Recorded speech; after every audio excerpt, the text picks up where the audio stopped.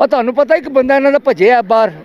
ਜਿਹੜਾ लंदन बैठा है सर बीमार है वो दवाई लैन गया देखो फिर तुसी ਉਹ ਦਵਾਈ ਲੈਣ ਜਿਹੜੀ ਗਿਆ ਹੈ ਨਾ ਉਹ ਸਾਨੂੰ ਵੀ ਪਤਾ ਹੈ ਉਹ ਕਿਉਂ ਭੱਜਿਆ ਹੈ सर बीमार है ਕੀ ਕਹਿੰਦਾ ਸੀ बेचारा बुढ़ा बंदा है ਜਾਂਦੀ ਵਾਰੀ ਕੀ ਕਹਿ ਕੇ ਗਿਆ ਸੀ ਦੱਸੋ ਤੁਹਾਨੂੰ ਯਾਦ ਹੈ वो क्या सी मैं वापस आवांगा ਨਹੀਂ ਹੈ ਨਹੀਂ ਕੀ ਕਹਿੰਦਾ ਕੀ ਸੀ ਸੜਕਾਂ ਤੇ ਰੋਲਦਾ ਜੋ ਕੀ ਕਹਿੰਦਾ ਸੀ की कहंदा सी ਤੂੰ ਦੱਸੋ ਨਾ ਭੁੱਲ ਗਏ ਜੇ सर मैंने तो इन्ना पता ਕਹਿੰਦਾ ਸੀ मुझे क्यों निकाला और तो मैं नकमा लिखा सी अच्छा और तो भी नवा लिखा है अच्छा वो सुन के ही नहीं आ रहा जे अच्छा मुझे क्यों निकाला जरा ये बता दो मेरा कसूर क्या है जरा ये बता दो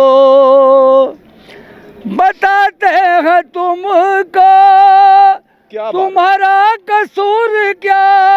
है जो लूटा है तुमने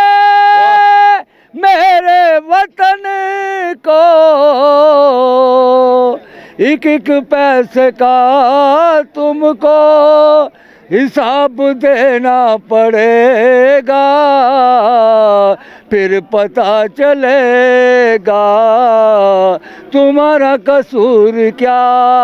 है। जब JIT वालों ने पूछा था फ्लैट के बारे में अच्छा। तो क्या जवाब दिया था राना सुना लो जेन च रहना उन्हें क्या मैं दवाई दी थी गोली मारो सामने से आवे जरा अच्छा। ये पूछते हैं तुमसे JIT वाले वो फ्लैट तुमने कहाँ से खरीदे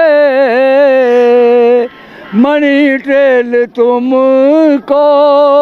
देनी पड़ेगी वरना डाला जेल तुमको जाना पड़ेगा जाना पड़ेगा।